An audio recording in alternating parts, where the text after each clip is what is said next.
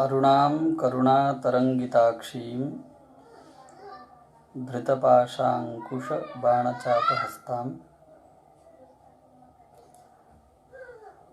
अणिमादिभिरावृतां मयूखैरहमित्येव विभावये भवानीम्। गुरुर्ब्रह्मा गुरुर्विष्णुर्गुरुर्देवो महेश्वरः गुरुः साक्षात् परं ब्रह्म तस्मै श्री गुरवे नमः। सर्वेभ्यः नमस्कारान् वितीर्य माननीय कुलपतिवर्याणां विशेष निर्देशम् अनुसृत्य अपरपक्ष श्राद्ध विषये शास्त्रानुसारं यथामति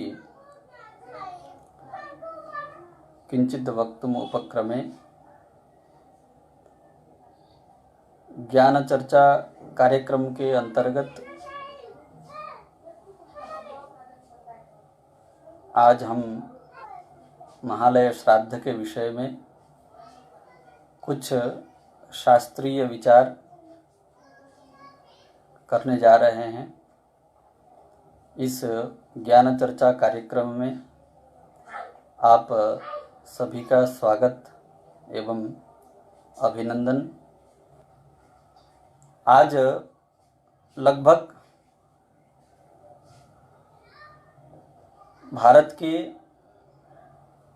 और भारतीय संस्कृति जहाँ जहाँ प्रचलित है वहाँ के प्रायः सर्वमान्य जो ग्रंथ हैं उन ग्रंथों के आधार पर कुछ हम लोग महालय श्राद्ध विषय में चर्चा करेंगे।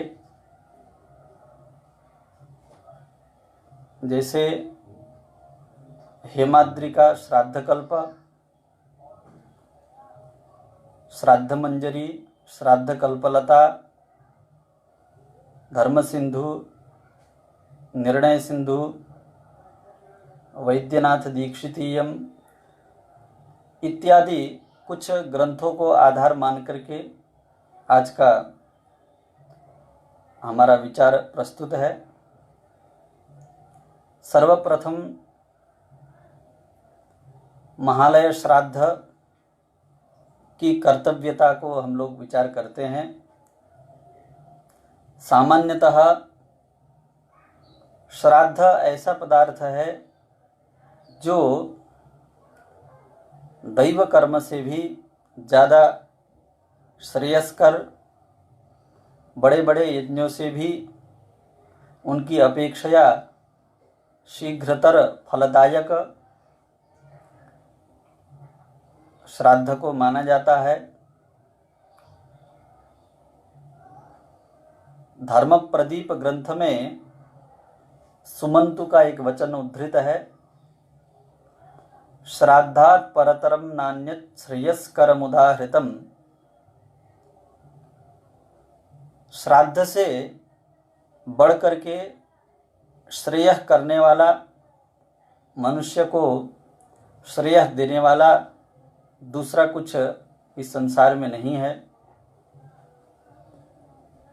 निर्णय सिंधु में आदित्य पुराण का वचन उद्धृत है, नसन्ति पितरश्चेति कृत्वा मनसि यो नरः श्राद्धं न कुरुते तत्र तस्य रक्तं पिबन्ति ते। पितर नहीं है ऐसा समझ करके जो व्यक्ति श्राद्ध नहीं करता है और इस महालया पर पक्ष को बिना श्राद्ध के बिता देता है अथवा प्रत्याब्दिक श्राद्ध अथवा और भी श्राद्ध यदि नहीं करता है, कोई भी श्राद्ध नहीं करता है, ऐसी स्थिति में उसके पितर उस व्यक्ति का खून चूस लेते हैं। ऐसा भयानक भी श्राद्ध न करने का परिणाम दिखता है। इस प्रकार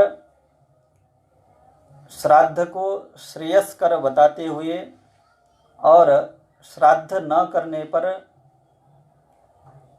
प्रत्यवाय बताते हुए श्राद्ध कर्म की नित्यता प्रतीत होती है, श्राद्ध कर्म की अवश्य कर्तव्यता प्रतीत होती है।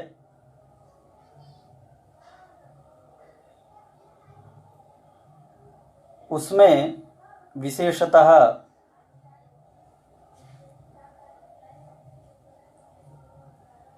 यह जो महालय श्राद्ध है उसके लिए कुछ विशेष वचन अवश्य कर्तव्य बताने के लिए आते हैं। जैसे कि निर्णय सिंधु में ही पृथ्वी चंद्रोदय का एक वाक्य उद्धृत है, जो कि पृथ्वी चंद्रोदयकार ने वृद्ध मनु के वाक्य के रूप में स्वीकार किया था। कांक्षन्ति पितरः क्लिष्टाः अन्नमप्यन्वहं जलम। इस अपर पक्ष में पितर अपने सूतजनों से अन्न की आकांक्षा करते हैं, वह भी प्रतिदिन अन्न की आकांक्षा करते हैं। यदि उनके पास में अन्न आदि की कोई व्यवस्था नहीं होती है, ऐसा कुछ होता है तो जो भी उनके पास में है उसकी आकांक्षा करते हैं, वह और कुछ न हो करके जल ही क्यों न हो। इस प्रकार से पितर हमसे इस कन्यागत सविता के काल में इस अपर पक्ष में आकांक्षा रखते हैं।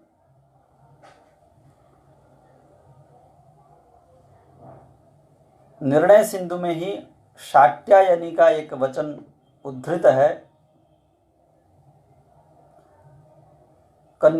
कन्यास्थारकान्वितः पक्षः सोत्यंतम पुण्यमुच्यते। कन्यागत सविता का जो पक्ष है, कृष्ण पक्ष है, वह अत्यंत पुण्यकारी है, बहुत ही पुण्य को देने वाला है। उसमें किया गया जो श्राद्ध कर्म है वो बहुत पुण्य को देने वाला है, अक्षय पुण्य को देने वाला है, पितरों की अक्षय तृप्ति को देने वाला है। ब्रह्मांड और मार्कंडेय पुराण के कुछ वचन भी उद्धृत हैं। कन्यागते सवितरी यान्यहानि तु षोडश क्रतुभिस्तानि तुल्यानि देवो नारायणो ब्रवीत। सविता के कन्या में जाने पर कन्या संक्रांति के अनंतर जो कृष्ण पक्ष के 16 दिन हैं, वह 16 दिन यदि श्राद्धादि कर्म करना चाहें तो उन 16 दिन में किए गए जो श्राद्ध हैं वो सब बड़े बड़े यज्ञों के समान हैं, बड़े बड़े यज्ञों के समान फल को देने वाले हैं। ऐसा नारायण का वचन है, ऐसा मार्कंडेय पुराण और ब्रह्मांड पुराण का वचन निर्णय सिंधुकार ने उद्धृत किया है। इसी प्रकार धर्मशास्त्र संग्रह नाम के ग्रंथ में अत्रि स्मृति के कुछ वचन उद्धृत हैं। कन्यागते सवितरी पितरो यान्ति सत्सुतान शून्या प्रेतपुरी सर्वा यावद वृश्चिक दर्शनम। जब सविता कन्या में चले जाते हैं, कन्या का संक्रमण होता है, उसके बाद पितर अपने अपने पुत्रों के पास में आते हैं और प्रेतलोक पूरी तरह से शून्य हो जाता है, वहाँ कोई भी नहीं रहता है। सारे के सारे पितर क्योंकि अपने अपने सुतों के पास में, अपने अपने पुत्रों के पास में आते हैं और वहाँ आकर के लगभग 2 महीने तक रहते हैं। कन्या के बाद में तुला में सविता रहने पर, और जब सविता वृश्चिक में पहुँचते हैं तब पितर लोग अपने अपने लोक को वापिस होते हैं। इस प्रकार यह जो काल है वह पितरों के द्वारा हमसे कुछ अपेक्षा रखने का काल है। इस काल में हम जो कुछ भी पितर को देते हैं उनको साक्षात प्राप्त होता है। जैसे बुभुक्षित व्यक्ति को समय पर भोजन मिलने से तृप्ति होती है, उसी तरह हमारे जो पितर हैं वो हमसे जिस समय अपेक्षा रखते हैं उस समय हम जो भी देते हैं वह उनके लिए अत्यंत तृप्तिकारक होता है।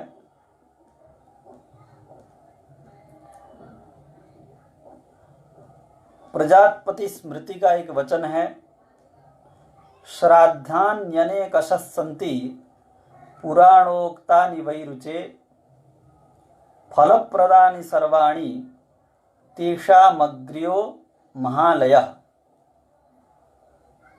श्राद्ध सभी अच्छे हैं, सभी श्राद्ध पितरों के तृप्ति देने वाले हैं, सभी श्राद्ध पितृतृप्ति द्वारा हमारे अभीष्ट को सिद्धि देने वाले हैं। परंतु उन सभी श्राद्धों में अग्रगण्य श्राद्ध महालय श्राद्ध है। इसलिए महालय श्राद्ध को हमारे पितर हमारे पास में रहते हैं, इसीलिए एक बहुत बड़े उत्सव के रूप में पूरे भारतवर्ष में मनाया जाता है। और भारतवर्ष के जो चातुर्वर्ण्य में रहने वाले अन्यत्र भी जहाँ कहीं रहते हैं वो सब भी इसको बहुत ही धूमधाम के साथ और अत्यंत मानसिक उल्लास के साथ में संपूर्ण पक्ष को एक बहुत बड़े आयोजन के रूप में लेते हुए और बहुत बड़े धूमधाम के साथ में मनाते हैं। इस काल में श्राद्ध न करने पर कुछ प्रत्यवाय भी बताया गया है।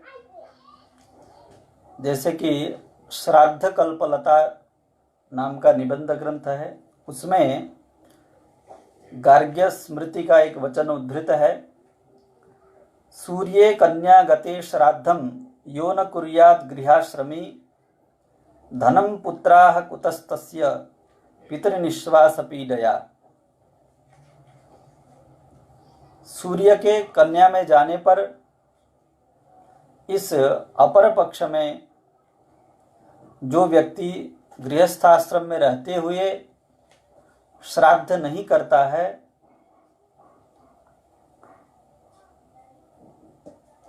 उसके पास में धन, पुत्र, संतति इत्यादि जो भी अपेक्षित वस्तुएं हैं वो कहाँ से प्राप्त होंगी, क्योंकि उसके पितर उससे संतुष्ट नहीं हैं। वो उसको प्रति वर्ष इसी प्रकार आते हैं और अपेक्षा रखते हैं उससे, और अपेक्षा पूरी न होने पर अपने सुत है इसलिए श्राप दे के जाते हैं, ऐसा भी वचन मिलता है। फिर भी श्राप देते हो चाहे न देते हो, उनका आह लगना जैसे कहा जाता है, यहाँ पर भी वचन वैसा ही है, पितृनिश्वास पीडया। उनके आह लगने से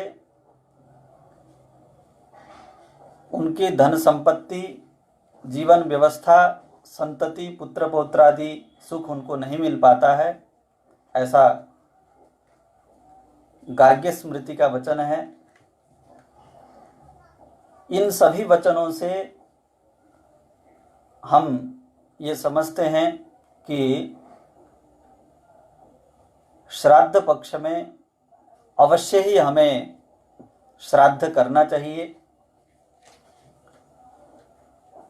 यह श्राद्ध पक्ष संपूर्ण पक्ष होता है, जो लगभग 15 दिनों का होता है। तिथि के क्षय अथवा वृद्धि आदि के कारण कदाचित एक आध दिन आगे पीछे हो सकता है। संपूर्ण पक्ष में यदि हमारे पास में सामर्थ्य हो तो अवश्य ही संपूर्ण पक्ष में प्रतिदिन श्राद्ध करने का विधान शास्त्रों में दिखता है। जैसे हेमाद्रि के श्राद्ध कल्प में कुछ ब्राह्म वचन उद्धृत हैं। आश्वयुग कृष्ण पक्षे तु श्राद्धम कुर्यात् दिने दिने। आश्वयुज के कृष्ण पक्ष में प्रतिदिन श्राद्ध करना चाहिए। यदि प्रतिदिन श्राद्ध नहीं कर सकते हैं,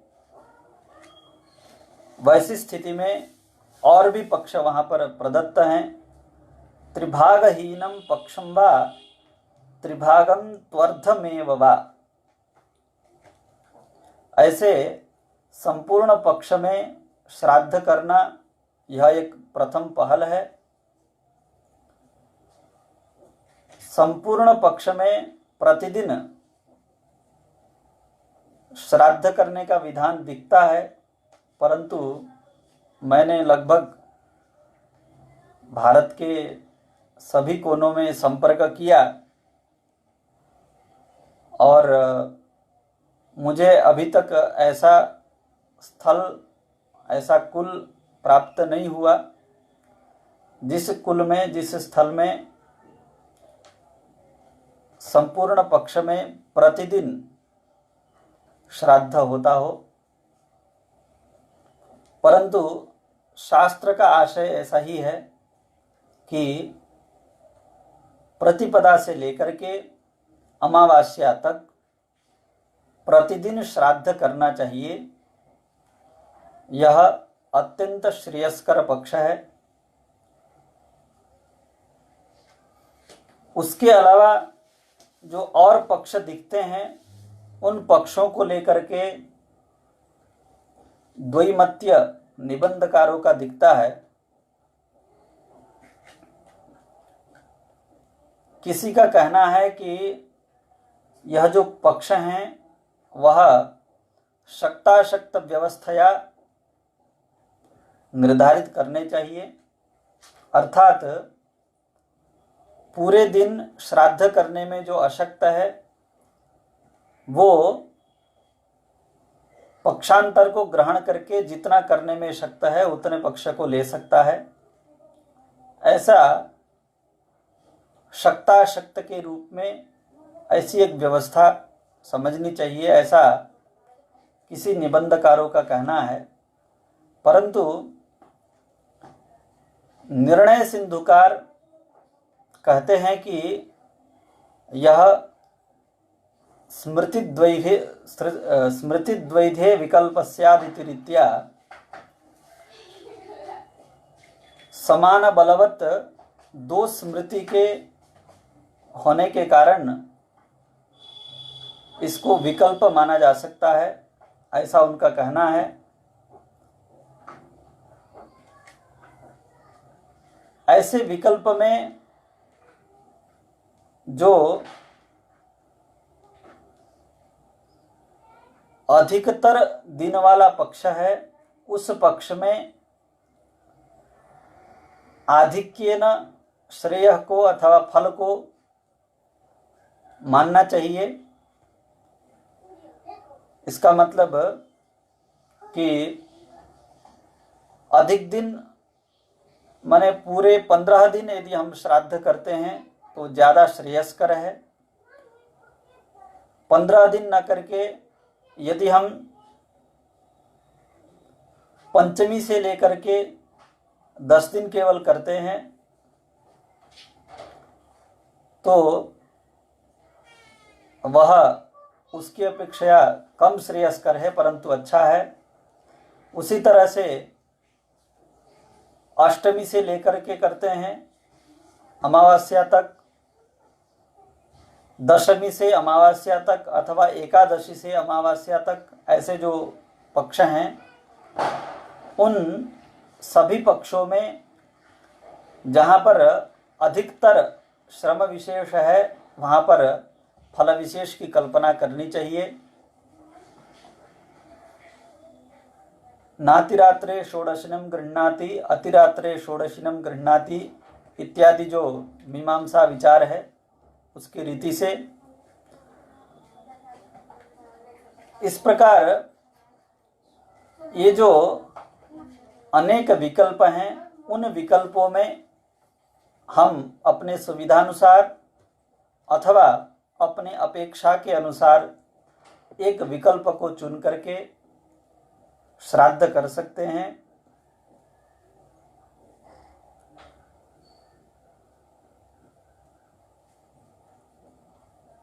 यदि इन पक्षों में से किसी भी पक्ष को ग्रहण करने में हमारे पास में सामर्थ्य नहीं है तो एक विकल्प और अपने पास में शास्त्रकारों ने दिया है।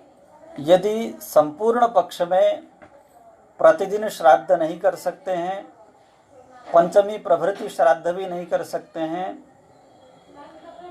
अष्टमी प्रभृति, दशमी प्रभृति, एकादशी प्रभृति, अमावास्यांत श्राद्ध नहीं कर सकते हैं, वैसी स्थिति में किसी एक दिन भी यदि श्राद्ध हम कर लेंगे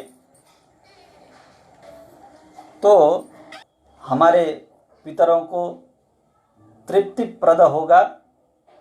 उसके लिए हेमाद्रि का एक वचन उद्धृत है। हेमाद्रि ने नागर खंड का एक वचन लिया है। आषाढ़्याः पंचमे पक्षे कन्या संस्थे दिवाकरे यो वै श्राद्धं नरः कुर्याद् एकस्मिन्नपि वासरे तस्य संवत्सरं यावत् संतृप्ताः पितरो ध्रुवम्। ऐसा हेमाद्रि ने नागरखंड का वचन उद्धृत किया है।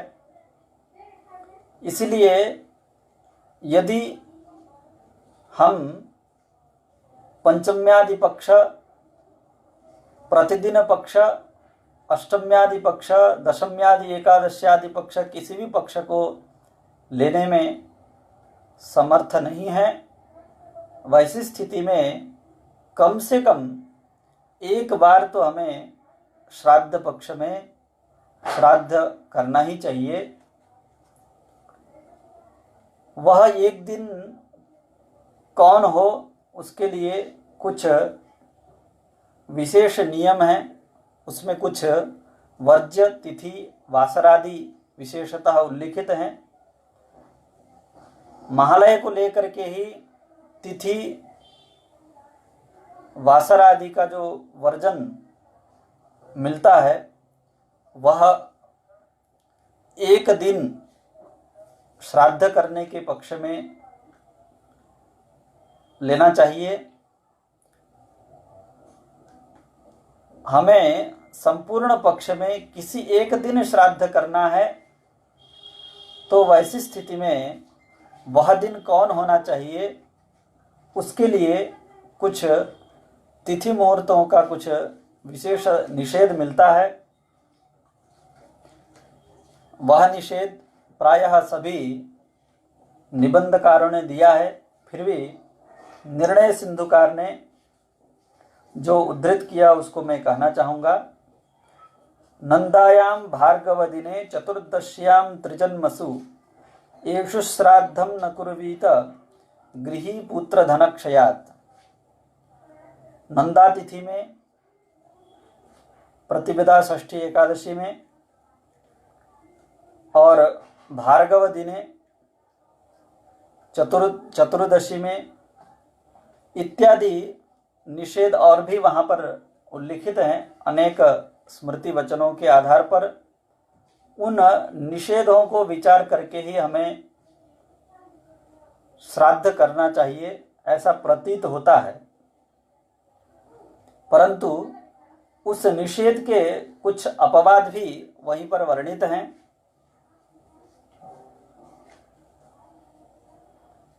प्रतिदिन जो श्राद्ध हम लोग करेंगे अपर पक्ष में, उसमें कोई निषेध प्रवृत्त नहीं होगा। हमें बिना विचारे प्रतिपदा से लेकर के अमावस्या पर्यंत श्राद्ध करना चाहिए। पराशर माधवीय का एक वचन जो कि कार्ष्णाजिनी वचन के रूप में पराशर माधवीयकार ने लिया है। पराशर स्मृति में माधव की जो टीका है उसको पराशर माधवीय कहते हैं। उसमें कार्ष्णाजिनी का वचन उद्धृत है, नभस्यस्या परे पक्षे श्राद्धं कार्यं दिने दिने नैव नंदादिवर्जम स्यान् नैव निंद्या चतुर्दशी। प्रतिदिन श्राद्ध यदि हम लोग करते हैं तो उसमें नंदादि जो वर्ज्य तिथि बताई गई हैं वह तिथि भी वर्ज्य नहीं होंगी, और चतुर्दशी जो है वो भी वहाँ पर निंद्य नहीं होगी। चतुर्दशी को भी हमें श्राद्ध करना चाहिए प्रतिदिन श्राद्ध पक्ष में।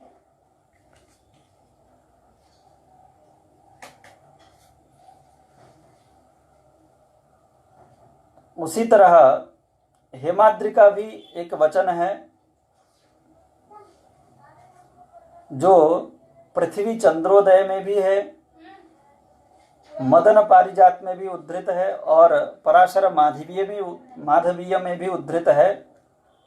अमापाते भरण्याञ्च द्वादश्यां पक्ष मध्य के तथा तिथिं च नक्षत्रं वारं नैव विचिन्तयेत्। यह भी निषेध के अपवाद के रूप में है। इसलिए भरणी में, द्वादशी में, पक्ष मध्यक श्राद्ध में, अमावात में, इनमें तिथि नक्षत्र आदि के निषिद्ध के आने पर भी हमें चिंता नहीं करनी चाहिए और उनमें श्राद्ध अवश्य कर लेना चाहिए। दक्षिण में विशेषतः इस अपर पक्ष में भरणी श्राद्ध और पक्ष मध्य अष्टम्याम जो श्राद्ध होता है वह श्राद्ध, मघा श्राद्ध, त्रयोदशी श्राद्ध और अमा, इन दिनों में श्राद्ध करने की पद्धति प्रचलित है प्रायः द्रविड़ देशों में।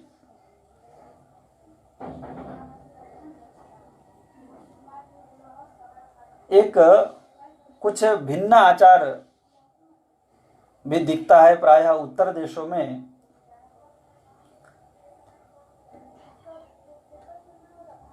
कि एक दिन हमें महालय पक्ष में श्राद्ध करना है तो वह दिन जिस तिथि को तत्तद मास में हमारे पिता दिवंगत हुए होंगे, वह तिथि इस अपर पक्ष में जब आती है, उसी तिथि को श्राद्ध करने की पद्धति उत्तर देशों में दिखती है। उसका भी प्रमाण कुछ इस प्रकार से मिलता है।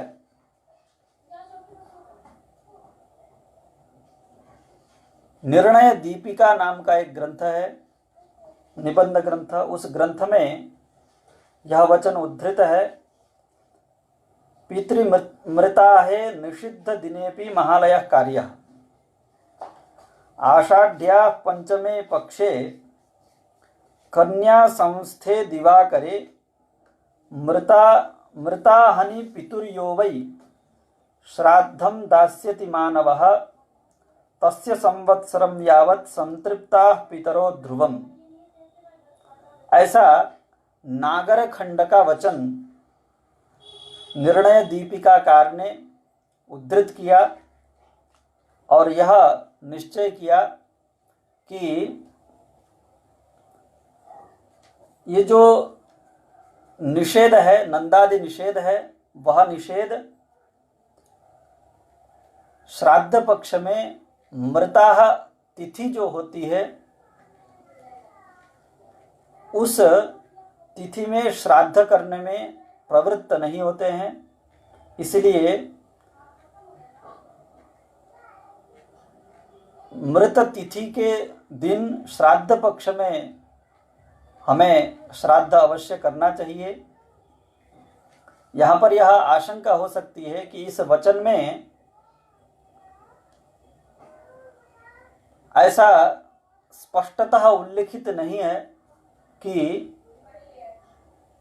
जिस मास में पिता दिवंगत हुए हों, उस मास की जो तिथि श्राद्ध पक्ष में आती हो, ऐसा विशेषतः उल्लेख न होने के कारण कदाचित यह आशंका हो सकती है कि यह वचन केवल उसके लिए है जो श्राद्ध पक्ष में ही मृत हैं और श्राद्ध पक्ष में ही उनका हमें सांवत्सरिक प्रति संवत्सर श्राद्ध करना है, उनके लिए यह वचन है, ऐसी आशंका हो सकती है। उस आशंका को निरसन करने के लिए हमें वचनांतर की अपेक्षा होगी।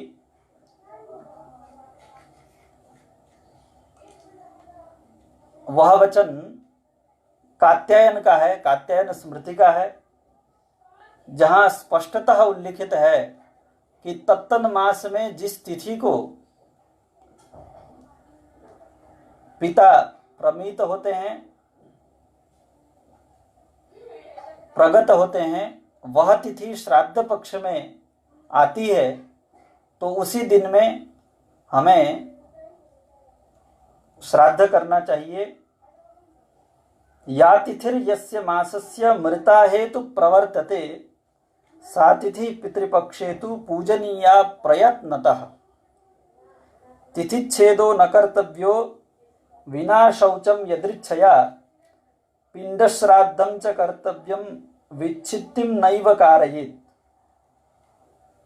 अशक्तः पक्षमध्ये तु करोत्येकदिनं यदा, निषिद्धेपि दिने कुर्यात् पिंडदानं यथा विधि।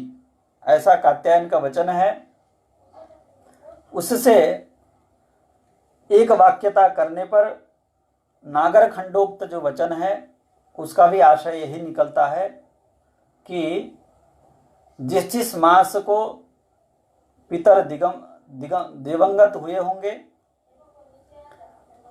उस मास में जो तिथि रहेगी, वह तिथि श्राद्ध पक्ष में जब आएगी, उस दिन, उस तिथि के दिन यत्न पूर्वक हमें निषेध को बिना विचार किए हुए श्राद्ध करना चाहिए, सपिंडक श्राद्ध करना चाहिए, ऐसा वचन मिलता है।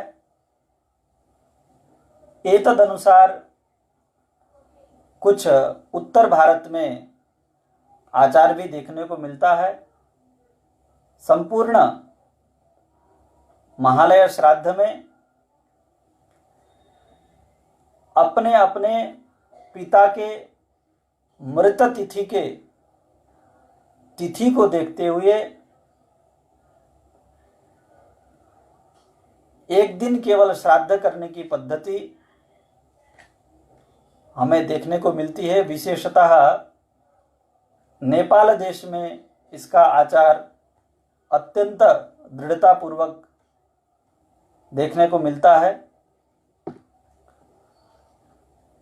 कात्यायन का वचन क्योंकि इसके लिए प्रमाण के रूप में है और उत्तर देश में कात्यायन सूत्र का अनुसरण करने वाले लोग ज़्यादा हैं, इसलिए उत्तर देश में कात्यायन स्मृति के इस वचन के आधार पर मृत तिथि के दिन एक श्राद्ध करके अपने पितरों को संवत्सर भर के लिए तृप्त करने की पद्धति अत्यंत सराहनीय है। कदाचित महालय में आशौचादि आने पर जिस तिथि को श्राद्ध करना हम चाहते हैं अथवा हमारे पिता का जो मृत तिथि जो है उस तिथि को श्राद्ध यदि हम नहीं कर पाए और श्राद्ध यदि रह गया तो आगे कैसे किया जाए, इस समस्या के समाधान करने के लिए सामान्यतः यदि श्राद्ध पक्ष आरब्ध रहते हुए भी हमारा आशौच पूर्ण होता है तो जिस दिन आशौच पूर्ण होगा उसी दिन श्राद्ध पक्ष में हम श्राद्ध कर सकते हैं। और यदि आशौच श्राद्ध पक्ष से और आगे बढ़ गया अथवा पुनः आशौचांतर संपात हो गया, ऐसी स्थिति में कुछ प्रमाण विशेष की अपेक्षा होगी, जिसमें एक गौण काल के रूप में एक काल है अगली शुक्ल पक्ष की पंचमी पर्यंत। शुक्ल पक्ष की पंचमी पर्यंत हम श्राद्ध कर सकते हैं, ऐसा भविष्य पुराण के वचन को निर्णय सिंधुकार उद्धृत करते हैं। दूसरा गौण काल है दीपान्विता पंचदशी, अर्थात दीपावली जिसको हम लोग कहते हैं, आगामी जो अमावस्या है उस अमावस्या को हम श्राद्ध कर सकते हैं। वह तभी स्वीकृत होगा जब शुक्ल पंचमी पर्यंत हमें श्राद्ध करने का अवसर न मिले।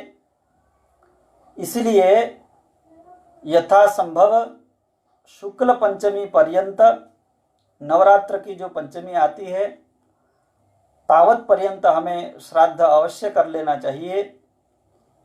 यदि शुक्ल पंचमी पर्यंत भी श्राद्ध करने का अवसर नहीं मिलता है आशौच के कारण, तो वैसी स्थिति में अमावस्या को हमें श्राद्ध कर लेना चाहिए। दीपावली वाले अमावस्या को, दीपावली के दिन में भी यदि कुछ आशौचादि विशेष के वशात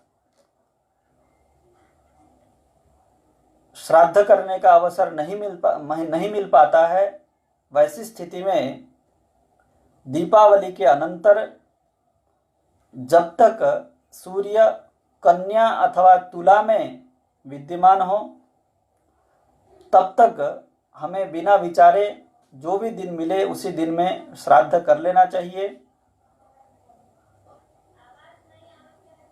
यदि आशौच संपात के कारण इतने में भी हमें श्राद्ध करने का अवसर नहीं मिलता है, वैसी स्थिति में वृश्चिक में सूर्य के जाने के बाद में पितर अपने अपने लोक को प्रस्थान कर लेते हैं, इसलिए श्राद्ध का लोप उसको माना जाएगा।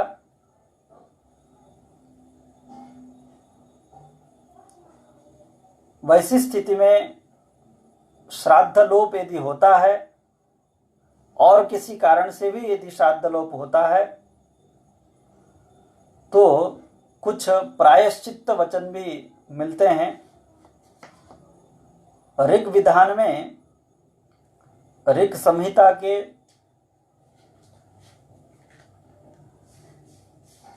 1 मंडल के 4th अध्याय में दुरो अश्वस्य इत्यादि मंत्र मिलता है। उस मंत्र का पाठ करने का विधान ऋग विधान में मिलता है। निर्णय सिंधुकार ने इस ऋग विधान को उद्धृत करते हुए जो इस प्रकार से अनेक गौण पक्षों को आश्रय करते हुए भी श्राद्ध नहीं कर पाता है, उसके लिए उन्होंने प्रायश्चित्त विधान लिखा है। इस वर्ष महालय के अनंतर तत्काल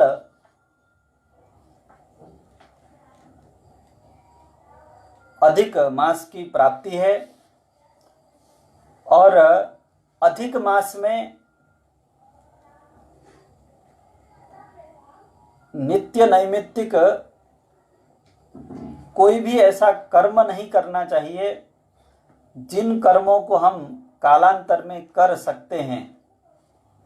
अर्थात अधिक मास में ही पुत्रोत्पत्ति यदि हो जाए और उसका जात कर्म करना हो, कालातिक्रम की संभावना है, इसलिए कालातिक्रम का निश्चय है, इसलिए जात कर्म अथवा पुत्रोत्पत्ति निमित्तक श्राद्धादि इत्यादि कर्म अधिक मास में किए जा सकते हैं, उसके लिए शास्त्र अनुमति देता है।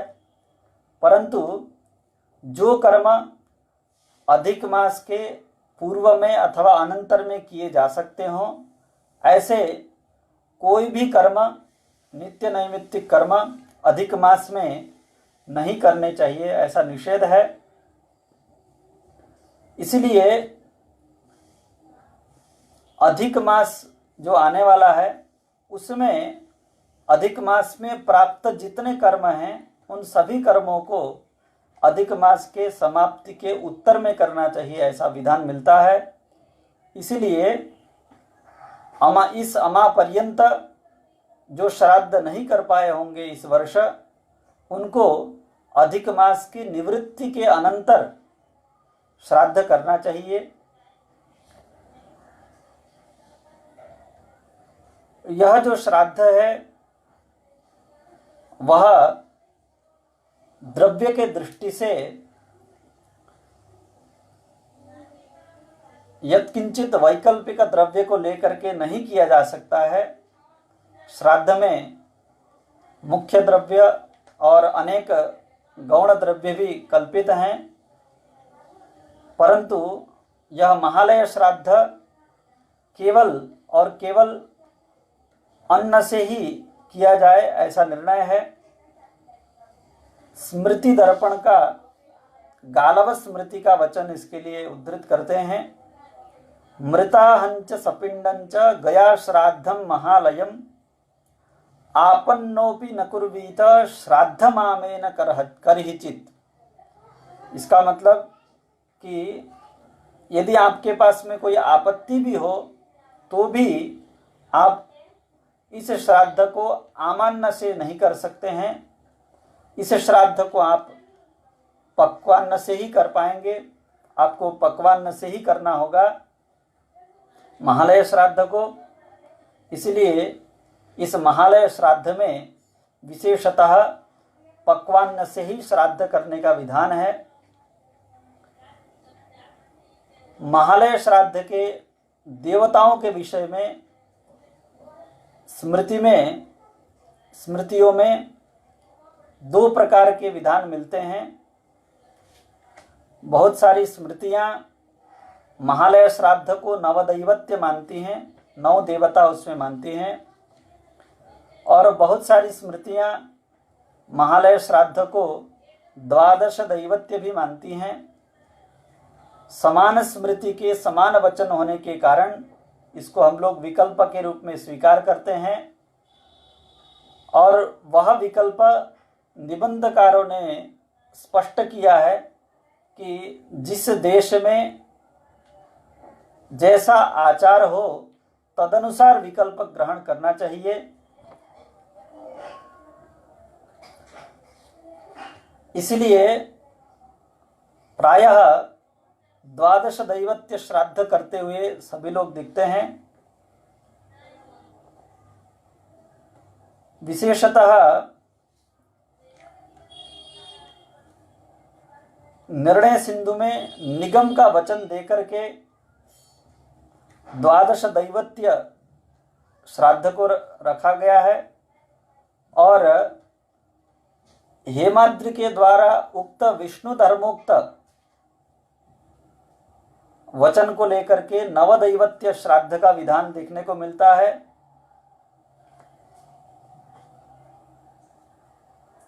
ये जो नवदैवत्य है अथवा 12 दैवत्य है वह पार्वणेन विधिना किया जाएगा। पार्वणेन विधिना ऐसा स्पष्ट वचन यद्यपि बहुत अन्वेषण करने पर ही मिलता है, फिर भी निर्णय सिंधुकार ने उसको अर्थतः सिद्ध किया है।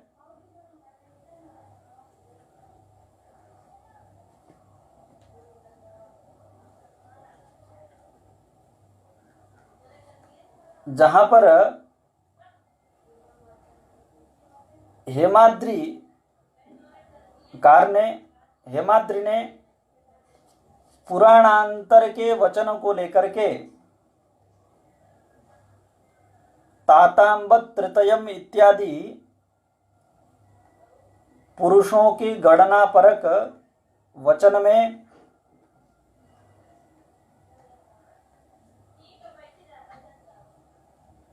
तातांबादी को छोड़ करके अन्यों का उल्लेख करते हुए उस पुराणांतर वचन में इनका श्राद्ध एकोद्दिष्टेनैव विधिना होना चाहिए, ऐसा जो लिखा गया, उससे निर्णय सिंधुकार तद भिन्न जो अवशिष्ट हैं उनका एकोद्दिष्टेन विधानेन नहीं होना चाहिए, अर्थात पार्वणेन विधानेन होना चाहिए, ऐसा निर्णय निकालते हैं। इसलिए 12 दैवत्य हो अथवा नवदैवत्य श्राद्ध हो, उभय पक्ष में पार्वणेनैव विधिना 12 दैवत्य अथवा नवदैवत्य श्राद्ध होना आवश्यक है।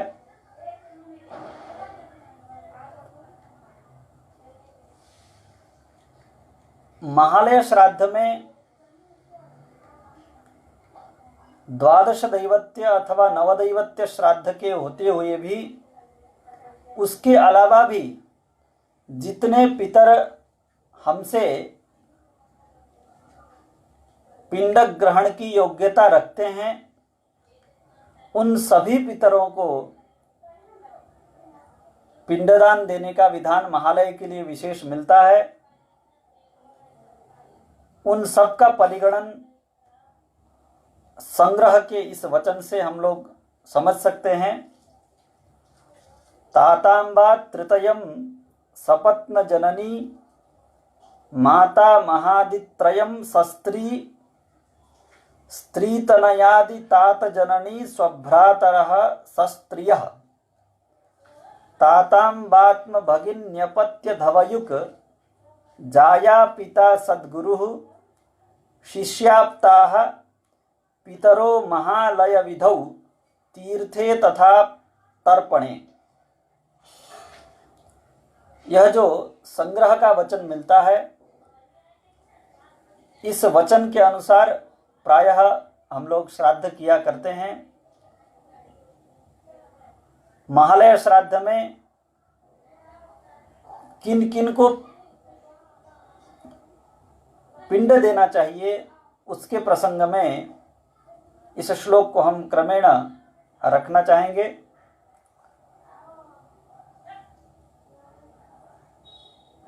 तातांबा तृतयम, तातादि तृतयम माने पितृपितामह प्रपितामह, अंबा तृतयम माने मातृ पितामही प्रपितामह्यः।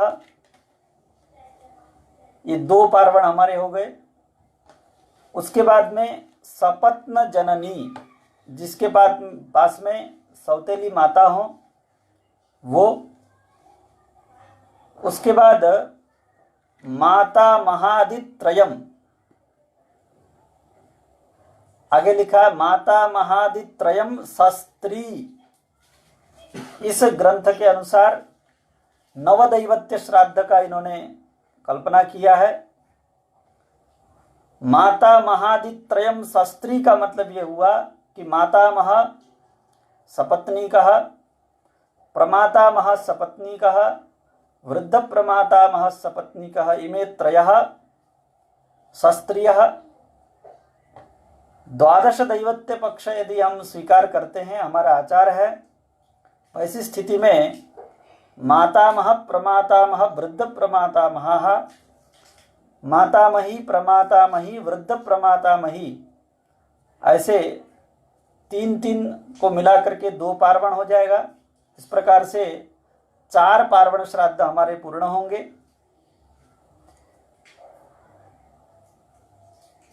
इनके अनंतर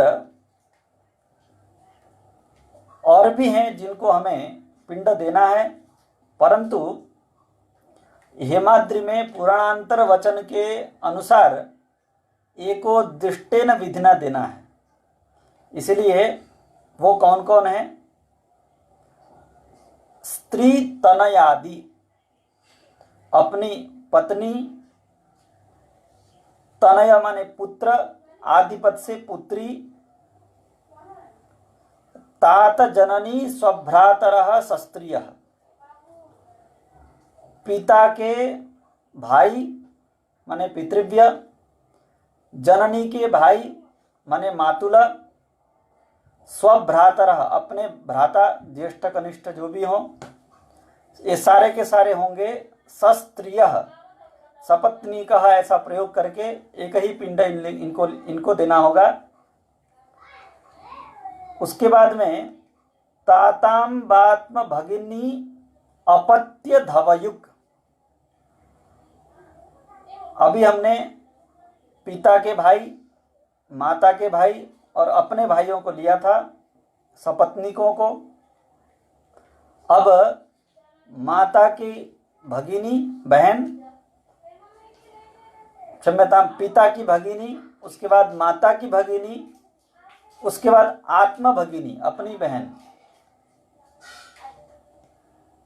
इस प्रकार के बहनों का क्रम आएगा और बहनों को क्रम में उनके पति को और उनके अपत्य को माने पुत्रादि हों, वो भी अगर यदि प्रमित हो गए हों, गत हो गए हों, तो उनको भी लेकर के हमें श्राद्ध करना चाहिए। उसके बाद क्रम आता है जाया पिता, जाया माने पत्नी, उसके पिता माने ससुर। और यहाँ पर यद्यपि केवल ससुर मात्र का ग्रहण किया गया है, फिर भी निबंधकारों ने जाया पिता से श्वश्रु का भी उपलक्षण मानना चाहिए ऐसा कहा है। इसलिए पत्नी के पिता और पत्नी की माता दो अलग अलग, उसके बाद में सद्गुरु जिनसे हमने शास्त्राध्ययन किया हो, कुछ मंत्र ग्रहण किया हो, कुछ ज्ञान प्राप्त किया हो, ऐसे गुरु। तदनंतर अपने शिष्य यदि कोई गत हुए हों तो वो शिष्य, उसके अलावा जो कोई आप्त आपको कुछ ऐसा उपदेश किया हो जिसके माध्यम से आपका जीवन उपकृत हुआ हो, ऐसे कोई भी आप्त हो। इस क्रम से हमें महालय में, तीर्थ में और प्रतिदिन के तर्पण में पितरों को लेना चाहिए। यद्यपि यहाँ पर क्रमबोधक श्रुति विशेष कहीं दिख नहीं रही है, फिर भी पाठक क्रम से ही हमें क्रम को ग्रहण करना होगा। इसलिए जिस क्रम से यहाँ पर पाठ हुआ है उसी क्रम से हमें पिंडदान आदि करना चाहिए। इस प्रकार पितरों को संग्रह करने का एक और वचन मिलता है जो कि हेमाद्रि के द्वारा पुराणांतर वचन के रूप में गृहीत है। उसमें और यह संग्रह का जो वचन अभी हमने सुना उसमें क्रम भिन्न भिन्न है। वैसी स्थिति में संग्रहोक्त पाठक्रम को स्वीकार किया जाए अथवा हेमाद्युद्धृत पुराणांतर वचनोक्त क्रम को आश्रयण किया जाए, पाठ्यक्रम को आश्रयण किया जाए, ऐसी जिज्ञासा रहने पर दोनों क्रम, क्योंकि पाठ्यक्रम ही है इसलिए दोनों क्रमों में समान बलवत्ता होने के कारण हमें दोनों क्रमों को विकल्प के रूप में स्वीकार करना चाहिए। इसलिए संग्रहोक्त जो क्रम है उस क्रम से अथवा हेमाद्युद्धृत पुराणांतर वचनोक्त क्रम है उस क्रम से जो कोई भी क्रम हमें इष्ट हो अथवा हमारे आचार से प्राप्त हो उस क्रम को आश्रयण करके हमें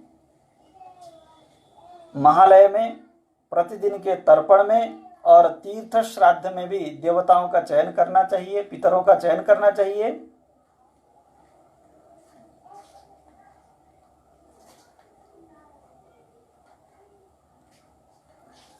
इस प्रकार पाठक्रम दोनों रहते हुए और समान बलवत पाठक्रम होने के कारण दोनों क्रम विकल्पित रहते हुए भी प्रायः हमें संग्रहोक्त क्रम ही आचार में दिखता है। हेमाद्युक्त पुराणांतर वचन पठित क्रम भी कहीं चलता होगा परंतु हमारे दृष्टिपथ में आया नहीं है। इस प्रकार महालय में देवता का विचार है। आगे महालय में विश्व देवा कौन रहेंगे इस विषय में लगभग सभी निबंधकारों का ऐकमत्य दिखता है। आदित्य पुराण का एक वचन हेमाद्रि ने उद्धृत किया है, अपि कन्या गते सूर्ये काम्ये च धुरिलोचनौ। माने कन्यागत सूर्य में जो श्राद्ध होते हैं उनमें और काम्य जो श्राद्ध हैं उनमें धुरिलोचनाख्य विश्वदेवा ही गृहीत होना चाहिए। ऐसा आदित्य पुराण के वचन को हेमाद्रि ने लिया है।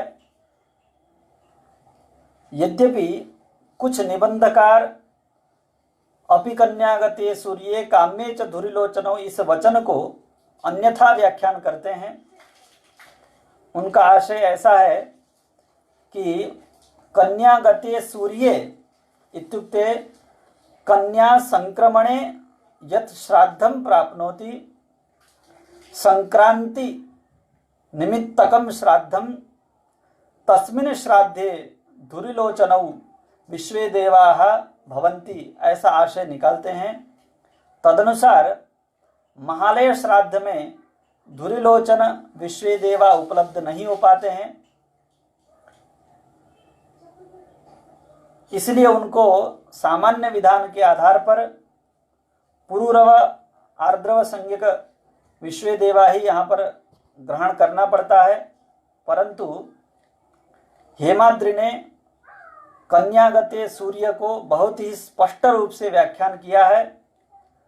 कन्यागते सूर्य का मतलब उन्होंने लिया कि जैसे पूर्व पक्षीकार ने स्वीकार किया था कि कन्यागते सूर्य संक्रांति निमित्तकम यत् श्राद्धम तत्र, ऐसा न कह करके कन्यागते सूर्य यद आपरपाक्षिकम श्राद्धम तस्मिन् श्राद्धे काम्ये च धुरि देवाः भवन्ति, ऐसा व्याख्यान स्वयं हेमाद्रिकार ने स्वीकार किया है। इसलिए लगभग कुछ निबंधकारों को छोड़ करके सबका इसमें ऐकमत्य दिखता है और पद्धतियों में भी धुरिलोचन विश्वे देवा ही देखने को मिलते हैं।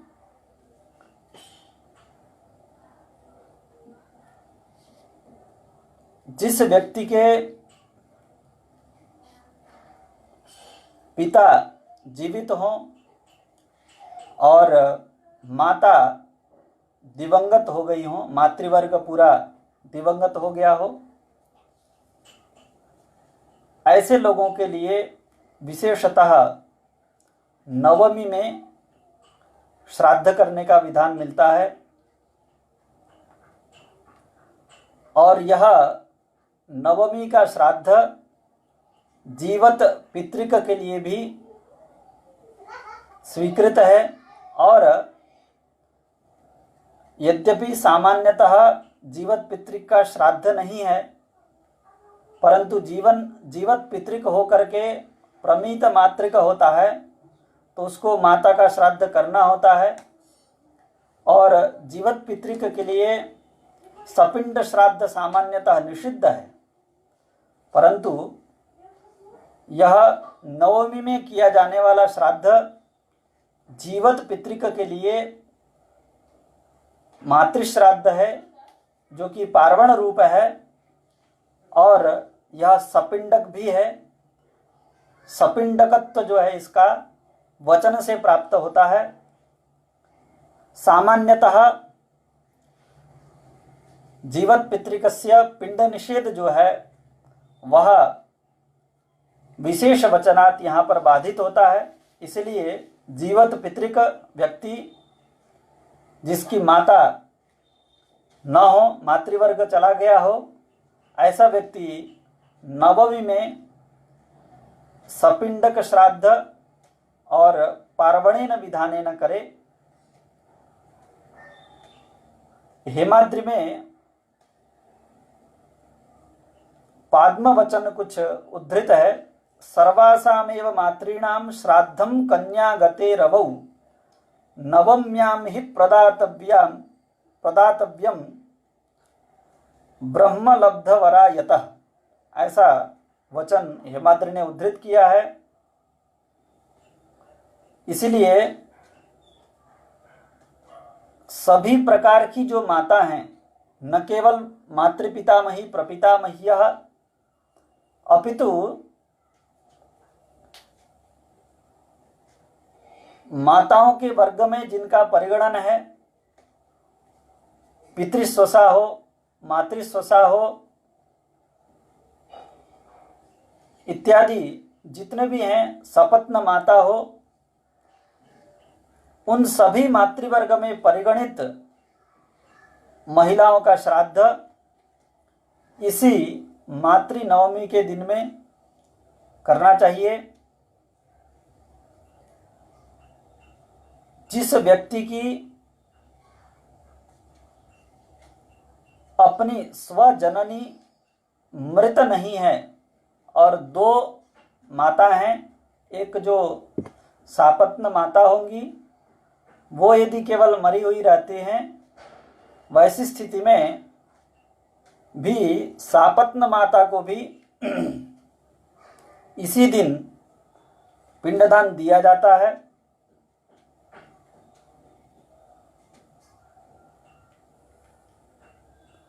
उसके लिए जीवित पितृ के अधिकार के लिए कुछ वचन उद्धृत करना चाहेंगे। निर्णयामृत में मैत्रायणी परिशिष्ट का वचन उद्धृत है। अन्वष्टक्यम गया प्राप्तौ सत्याम यच्च मृते हनि मातुश्राद्धम सुतः कुर्यात् पितर्यपि च जीवति। पिता के जीवित रहते हुए भी अन्वष्ट का श्राद्ध माने ये जो नवमी में होने वाला श्राद्ध है, और गया के पहुंचने पर जो श्राद्ध किया जाता है वह, और माता के क्षयाह के दिन क्षय तिथि में जो प्रतिवर्ष श्राद्ध किया जाता है वह श्राद्ध पिता के रहते हुए भी पुत्र को करना चाहिए।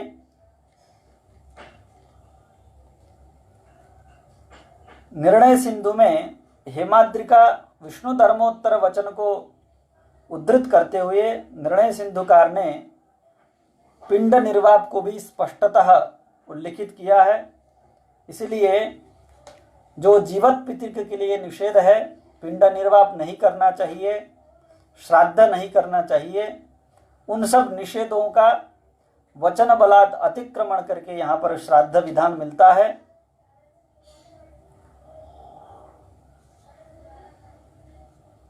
द्वादशी में कुछ विशेष श्राद्ध विहित हैं। अपर पक्ष के द्वादशी में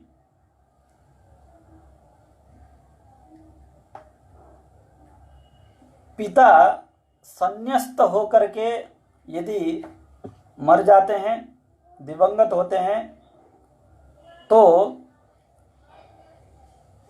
श्राद्ध मंजरी, श्राद्ध कल्पलता इत्यादि ग्रंथों में ऐसे पिता का श्राद्ध द्वादशी में ही करना मिलता है। इसलिए संन्यस्त मृत पिता यदि किसी का हो तो वो श्राद्ध पक्ष के द्वादशी में पार्वण विधान से श्राद्ध करे।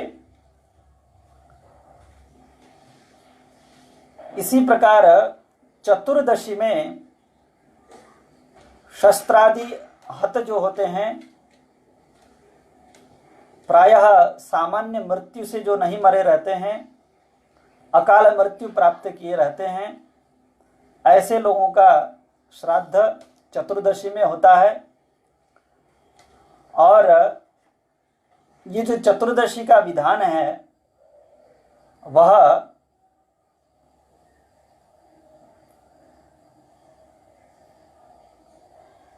चतुर्दश्यामेव शस्त्रादि हतानाम ऐसा नहीं है, अपितु चतुर्दश्याम शस्त्रादि हतानामेव ऐसा नियम है।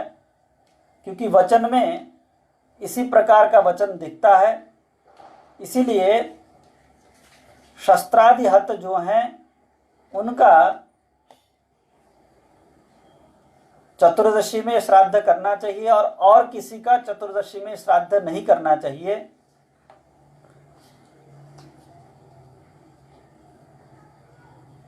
शस्त्रादिहत जो पिता हैं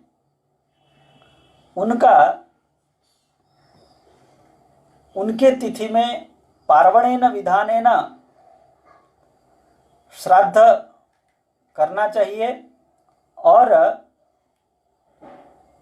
चतुर्दशी में केवल पिता का एकोद्दिष्टेन विधानेन श्राद्ध करना चाहिए, ऐसा भी वचन मिलता है।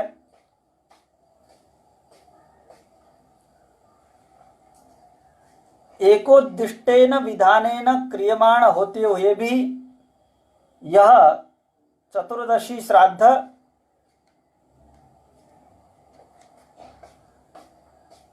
दैव युक्त होगा।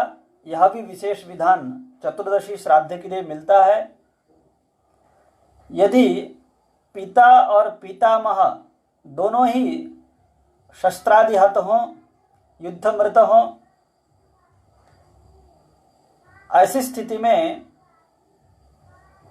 उनका पार्वण सपिंडनादि हुआ हो तो उनका पार्वण अपने तिथि में होता रहे, परंतु इस चतुर्दशी को एकोद्दिष्टेन विधानेन पृथक पृथक सदैव श्राद्ध करना चाहिए।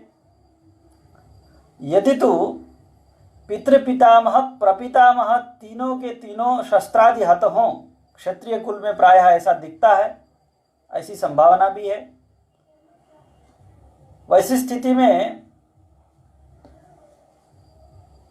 अपने तिथि में पार्वणेन विधानेन विधान होते हुए भी, उनका श्राद्ध करते हुए भी इस चतुर्दशी को विशेषतः तीनों के शस्त्रादि हत होने के कारण पार्वणेन विधानेन ही श्राद्ध करना चाहिए, ऐसा शास्त्र का मत मिलता है।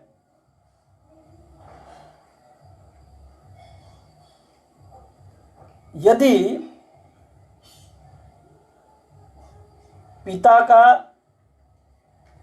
पिता की मृत तिथि चतुर्दशी ही हो जाए और शस्त्रादि हत हों, वैसी स्थिति में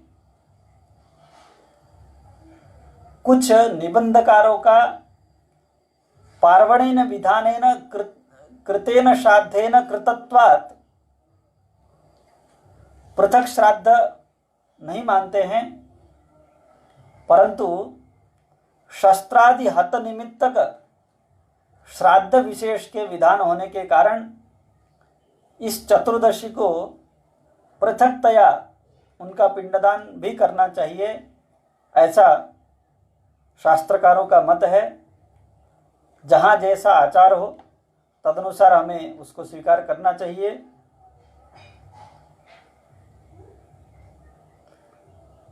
महालय में यदि मलमास आ जाए, इस बार जो मलमास है वो महालयोत्तर आरब्ध है, परंतु कदाचित महालय ही मलमास में यदि प्रविष्ट हो जाए, वैसी स्थिति में संपूर्ण महालय श्राद्ध उस मलमास में नहीं किए जाएंगे, उसके लिए निषेध वचन मिलता है। हेमाद्रि में गृह्य परिशिष्टोक्त वचन उद्धृत है, मलिम्लुचस्तु मासो वै मलिनः पाप संभवः गर्हितः पितृदेवेभ्यः सर्वकर्मसु संत्यजेत। ऐसा उन्होंने साफ साफ पितरों के लिए और देवताओं के लिए सभी कर्मों का उन्होंने निषेध माना है। वैसी स्थिति में महालय में यदि मलमास संपृक्त हो जाए तो महालय श्राद्ध कब करें, ऐसी जिज्ञासा अवश्य होगी। उसके लिए समाधान वहीं पर हेमाद्रि ने ही पराशर स्मृति को लेते हुए समाधान दिया है। रविणा लंघितो मासश्चांद्र ख्यातो मलिम रुचः तत्र यद विहितम कर्म उत्तरे मासी कारयेत। उस मलमास के समाप्ति के अनंतर हमें जो भी उस मलमास में विहित कर्म हो तत्त विशेष कर्म तिथ्यादि को निमित्त बना करके उन कर्मों को अग्रिम मास में कर लेना चाहिए, मलमास के समाप्ति के अनंतर, ऐसा उन्होंने स्वीकार किया है। अर्थात मलमास जो होता है वो लगभग 60 दिनों का होता है, 2 मास का, जिसमें एक अशुद्ध रहता है और एक शुद्ध रहता है। तो अशुद्ध वाले मास में हमें महालय श्राद्ध नहीं करना चाहिए। जो शुद्ध वाला है कृष्ण पक्ष, उसमें हमें महालय श्राद्ध करना चाहिए, ऐसा आशय निकलता है। महालय श्राद्ध में अन्य श्राद्धों की अपेक्षा पिंड को लेकर के कुछ वैशिष्ट्य है। निर्णय सिंधु में अंत्येष्टि पद्धति का भट्ट वचन को उद्धृत किया गया है, महालये गया श्राद्धे कुर्या दामलकोपमम, अर्थात महालय और गया श्राद्ध में आंवला जो होता है उस आंवले की तरह छोटे छोटे पिंड बनाने चाहिए। उस प्रकार के प्रमाण वाले पिंडों को बना करके श्राद्ध करना चाहिए। महालय श्राद्ध में श्राद्धांग जो तर्पण है उसके लिए भी कुछ विशेष वचन है। निर्णय सिंधु में ही गर्ग का एक वचन मिलता है, कृष्णे भाद्रपदे मासी श्राद्धम प्रतिदिनम भवेत्, पितॄणाम प्रत्यहम कार्यम निषिद्धाहेपि तर्पणम। प्रतिदिन यदि हम 15 दिन श्राद्ध कर रहे हैं, संपूर्ण पक्ष में श्राद्ध कर रहे हैं, तो प्रतिदिन हमें श्राद्ध करना होगा। और निषिद्धाहेपि तर्पणम में जो निषेध विशेष वचन दिख रहा है वह वचन तिल सहित तर्पण को लेकर के है, ऐसा आशय स्वयं निर्णय सिंधुकार ने ही वर्णित किया है। इसलिए प्रतिदिन तिल सहित तर्पण हमें करना चाहिए, प्रतिदिन यदि हम श्राद्ध कर रहे हो तो। अन्यथा कदाचित यदि श्राद्ध कर रहे हो तो वैसी स्थिति में सकृन महालय यदि कर रहे हो, महालय में एक बार केवल हम श्राद्ध करना चाहते हो, वैसी स्थिति में द्वितीय दिन में सकृन महालये श्वः स्यात् ऐसा वचन मिलता है। श्वः माने परेद्युः, अगले दिन। आज हमने श्राद्ध किया और अगले दिन सुबह में एतत् श्राद्ध का अंगभूत तर्पण हमें करना होगा, वो भी तिल के साथ में करना होगा, सतिल तर्पण होगा।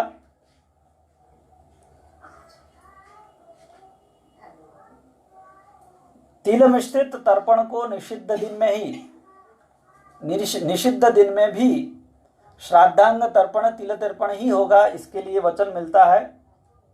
स्मृति रत्नावली में यह वचन उद्धृत है, तीर्थे तिथि विशेषे च गयायाम प्रेत पक्षके निषिद्धेपि दिने कुर्यात् तर्पणम तिल मिश्रितम।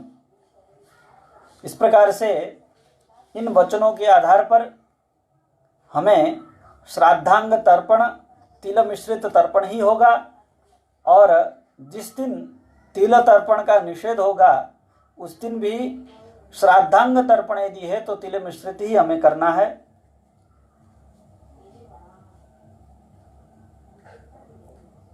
माता पिता के मृत्यु के अनंतर प्रथम जो महालय उपस्थित होता है, उस महालय में सपिंडीकरणोत्तर यदि उपस्थित होता है, वैसी स्थिति में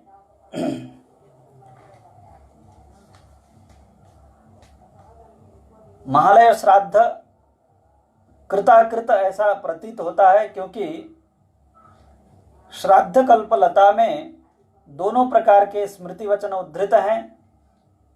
जहां पर एक स्मृति वचन ऐसा कह रहा है कि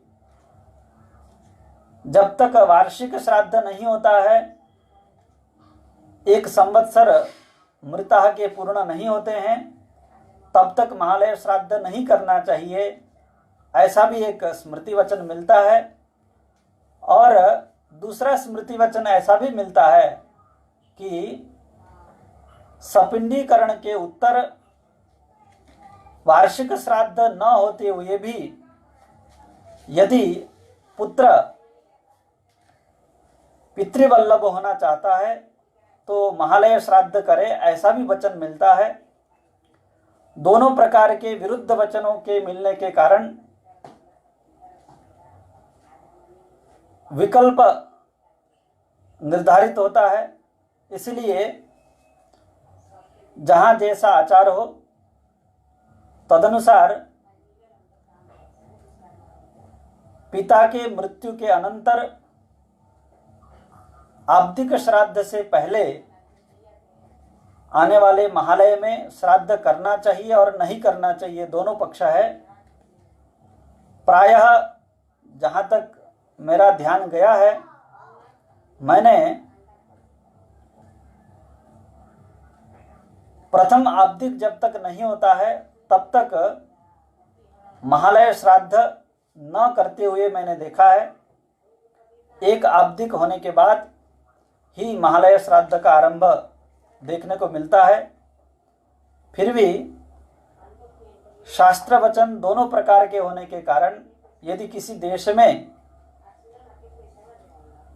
प्रथम आब्दिक के पहले भी महालय श्राद्ध करने का आचार हो तो वह भी शास्त्रानुमति ही है।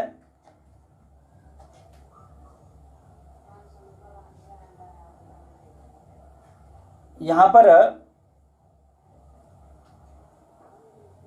महालय श्राद्ध की अवश्य कर्तव्यता को ध्यान में रखते हुए जो संतति कुछ भी नहीं दे पा रहे हैं वो येन केनचित प्रकारेण श्राद्ध करें, ऐसा आशय प्रतीत होता है नित्य कर्म होने के कारण। कुछ ऐसी विषम परिस्थिति भी हमें देखने को मिलती है जहाँ पर ऐसी विधवा जिनके पुत्र न हो और पति भी चले जाएं, ऐसी विधवाओं को श्राद्ध करने का अधिकार शास्त्र देता है। और इस प्रकार की विधवा किसी ब्राह्मण को अध्वर्यु के रूप में नियुक्त करके और स्वयं संकल्प करके श्राद्ध कर सकती हैं, जिसमें अपने पति और पति के पितृ पितामह 3 एक पार्वण और पति के मातृपितामही प्रपितामही इन तीनों का एक पार्वण और विधवा के पितृपितामह प्रपितामह मातृपितामही प्रपितामही मातामह प्रमातामह वृद्ध प्रमातामह मातामही प्रमातामही वृद्ध प्रमातामही, ऐसे 6 पार्वणों का उल्लेख हमें धर्म सिंधु में मिलता है। और धर्म सिंधुकार ने अशक्ति को कारण बताते हुए 6 पार्वण के स्थान पर 4 पार्वण अथवा अंततो गत्वा पार्वणद्वय पर्यंत पक्ष उन्होंने रखा है। इस प्रकार विधवा भी जिसके पास में पुत्र न हो, ऐसी विधवा अपने पति का पार्वण श्राद्ध कर सकती है। कुछ ऐसी भी परिस्थिति समाज में देखने को मिलती है, विधवा है, स्वयं अपुत्रा है, परंतु सपत्नी पुत्रवती है। वैसी स्थिति में उस विधवा को क्या करना चाहिए? ऐसी जिज्ञासा होने पर अनेक सपत्नियों के रहने पर एक सपत्नी के पुत्रवती होने से सभी सपत्नियां पुत्रवती होती हैं, ऐसा वचन शास्त्रों में मिलता है। इसीलिए ऐसी जो विधवा है जिसकी सपत्नी का पुत्र है, उस विधवा को इस विधवा श्राद्ध में नियुक्त नहीं करना चाहिए, ऐसा मुझे लगता है।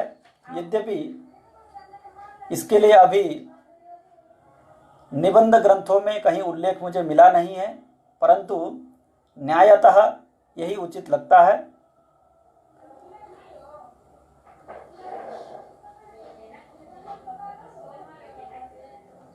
एक ऐसी भी परिस्थिति आती है हमारे अपने पिता के संन्यस्त होने पर, पिता जिन पितरों को पिंडदान आदि करते रहे वो संन्यस्त होने के कारण अब उन्होंने कर्म त्याग दिया है, इसलिए पिंडदान आदि कर्म से विरत हैं।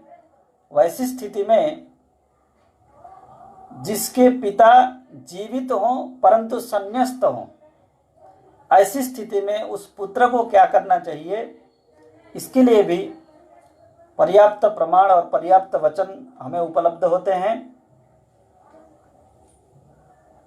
उस संन्यस्त पितृक पुत्र को येभ्य एव पिता दद्यात् तेभ्यो दद्यात् स्वयं सुतः इत्यादि जीवत पितृक प्रकरण में पिता के जो पितृपितामह प्रपितामह मातृपितामही प्रपितामही मातामह प्रमातामह वृद्ध प्रमातामह मातामही प्रमातामही वृद्ध प्रमातामही, पिता के जितने पिता के पितृवर्ग हैं सभी पितृवर्गों को संन्यस्त जीवत पितृक पुत्र को पिंडदान श्राद्ध करना चाहिए। इसमें पिंडदान करना चाहिए या नहीं करना चाहिए, इसमें भी कुछ निबंधकारों में मतभेद दिखता है, जिसमें निर्णय सिंधुकार ने जीवत पितृक के मातृश्राद्ध में जैसे पिंडदान के लिए विशेष वचन उपलब्ध होते हैं, वैसे संन्यस्त पितृक के जीवत पितृक श्राद्ध में पिंडदान करने के लिए विशेष वचन की उपलब्धि न होने के कारण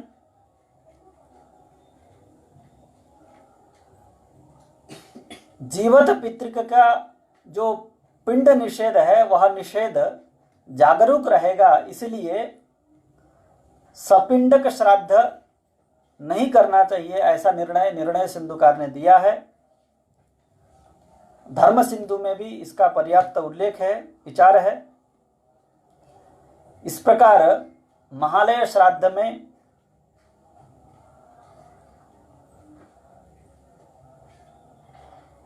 अनेक प्रकार की परिस्थितियों के अनुसार श्राद्ध हमें करना चाहिए। एक श्राद्ध और परिशिष्ट रह जाता है, जो कि अमावास्या के अनंतर आश्विन शुक्ल प्रतिपदा को श्राद्ध होता है, जिसको मातामह श्राद्ध भी कहते हैं। जिस व्यक्ति के मातामह वर्ग निकल गए हों, दिवंगत हो गए हों, उस व्यक्ति को मातामह वर्ग को उद्देश्य करके पार्वण श्राद्ध करना चाहिए, ऐसा विधान मिलता है। यह पार्वण केवल आश्विन शुक्ल प्रतिपदा को नवरात्रारंभ जिस दिन होता है उस दिन में करना चाहिए, ऐसा विधान मिलता है। और यदि इस वर्ष ऐसी परिस्थिति है, आश्विन शुक्ल प्रतिपदा को मलमास यदि हो, तो मलमास के समाप्ति के अनंतर जो शुक्ल प्रतिपदा होगी उस शुक्ल प्रतिपदा को करना चाहिए, ऐसा विधान मिलता है। यद्यपि मातामह श्राद्ध शास्त्र से सम्मत होते हुए भी लोक में अतितराम गोचर नहीं होता है, नहीं दिखाई देता है, फिर भी शास्त्र मर्यादा को हमें समझना चाहिए।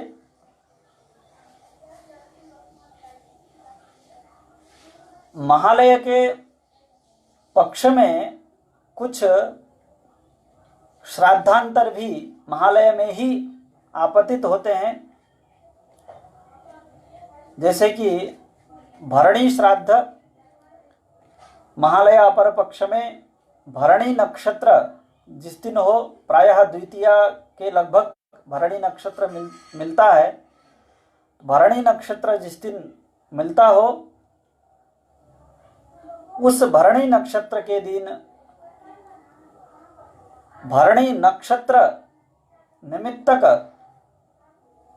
विशेष श्राद्ध का विधान है, जिसको भरणी श्राद्ध कहते हैं। इसी प्रकार कृत्तिका श्राद्ध को भी, जो कि तृतीया अथवा चतुर्थी को लगभग कृत्तिका नक्षत्र मिलता है, कृत्तिका श्राद्ध भी विशेषतः विहित है। अष्टमी में, महालय के अष्टमी में मध्यावर्ष श्राद्ध भी विशेष श्राद्ध होता है। उसका विधान महालय विधान से थोड़ा सा भिन्न रहेगा। ऐसा मध्यावर्ष श्राद्ध भी वहां प्राप्त होता है। इसी प्रकार नवमी में अन्वष्टका श्राद्ध प्राप्त होता है। यद्यपि निर्णय सिंधुकार ने नवमी में किए जाने वाले मातृश्राद्ध और अन्वष्टका श्राद्ध को लगभग एक ही माना है, ऐसा लगता है। इसलिए अन्वष्टका श्राद्ध को सभी के लिए अधिकृत बताते हैं, और मातृश्राद्ध जैसे केवल पुत्र उत्पन्न मात्र हो तो भी उसे मातृश्राद्ध करना चाहिए, ऐसा कहा जाता है। उसके उपनयन हो अथवा न हो तो भी उसे मातृश्राद्ध करना चाहिए, ऐसा कहा जाता है। उसी प्रकार इस अन्वष्टका श्राद्ध को लेते हैं, और अन्वष्टका वर्ष भर में 5 होती हैं, जिसमें 4 अन्वष्टकाओं में यदि श्राद्ध नहीं भी कर पाए तो ये 5वीं अन्वष्टका जो भाद्रपद कृष्ण नवमी है, उस अन्वष्टका को श्राद्ध करने से मातृ तृप्ति हो जाती है, ऐसा वचन मिलता है। परंतु कुछ ग्रंथकार इस अन्वष्टका श्राद्ध को केवल साग्निक विषयक मानते हैं। अष्टमी में मध्यावर्ष अष्टका कर्म हो और उस अष्टका कर्म के उत्तरांग के रूप में अन्वष्टका श्राद्ध हो, ऐसा उनका आशय है।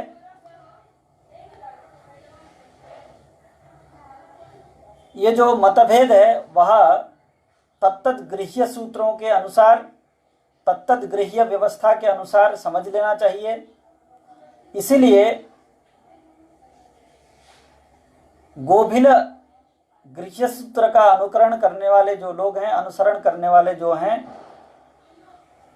उनका अन्वष्टका श्राद्ध केवल मध्यमाष्टका में ही होता है। इसलिए इस महालया परपक्ष के नवमी के दिन अन्वष्टका श्राद्ध उनका प्राप्त ही नहीं होता है। ऐसे ही व्यवस्थाएं अपने अपने गृह्य के अनुसार समझ लेनी चाहिए। इसी प्रकार त्रयोदशी को मघा श्राद्ध विशेषतः उल्लिखित है। इसमें मघा और त्रयोदशी का संगम मान करके एक श्राद्ध मानने वाले भी कुछ हैं, और मघा नक्षत्र के साथ में त्रयोदशी संयुक्त होने पर फल विशेष को मानते हुए मघा मुख्यक श्राद्ध मानने वाले भी कुछ हैं, और त्रयोदशी और मघा को पृथक पृथक श्राद्ध कहने वाले भी वचन मिलते हैं। इसी प्रकार से यह जो अमावास्या है, उस अमावास्या में गजत छाया नाम का विशेष काल उपलब्ध होता है। इसीलिए गजत छाया जो काल विशेष है, उस काल विशेष के निमित्त से किए जाने वाला जो श्राद्ध है, गजत छाया श्राद्ध, वह भी इस अमा को यथासंभव हमें कर लेना चाहिए। इस प्रकार लगभग महालय श्राद्ध को लेकर के जितने पक्ष सामान्यतः विचार में आते हैं, उन पक्षों को यथामति शास्त्रीय रूप से रखने का मैंने प्रयास किया है। यदि इसमें कोई शास्त्र विधान का विरोध हो, कोई त्रुटि हो, तो विद्वत वर्ग मुझे सूचित करेंगे और उस माध्यम से मैं अपने शास्त्र ज्ञान को बढ़ाना चाहूँगा। ऐसा कुछ भी अगर प्रतीत हो तो आप मैसेज के माध्यम से मुझे सूचित कर सकते हैं। जो मेरे संपर्क में हैं वो साक्षात मेरे से बात कर सकते हैं। जितना मैंने शास्त्र तात्पर्य समझा है उतना मैंने रखा। इस कार्यक्रम में विशेषतः मुझे प्रेरित करने वाले संपूर्णानंद संस्कृत विश्वविद्यालय के कुलपति वर्य मेरे गुरुचरण आचार्य जी को मैं विशेषतः धन्यवाद देना चाहता हूं, क्योंकि शास्त्र पर्यालोचन एक बहुत ही आनंददायी विषय है, परंतु अनेक विषय ऐसे रहते हैं जिनको हम चाहते हुए भी पर्यालोचन नहीं कर सकते हैं, परंतु उनके आदेशात्मक वचन से एक दो दिनों में मैंने जो स्वाध्याय किया फिर से इस श्राद्ध प्रकरण का, और जो मेरा शास्त्र का पुनः पर्यालोचन हुआ उसमें मैं उनको ही कारण मानता हूँ। इसके साथ इस कार्यक्रम में सश्रद्धम भाग लेने वाले जो भी श्रोत्री वर्ग है उन सबको भी मैं धन्यवाद ज्ञापित करना चाहता हूँ। सभी को, प्रत्यक्ष परोक्ष सहायता करने वालों को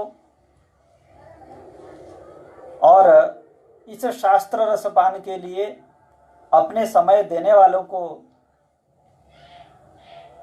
धन्यवाद ज्ञापन करते हुए मैं अपनी वाणी का यहीं पर विराम देना चाहता हूँ। सभी को नमस्कार।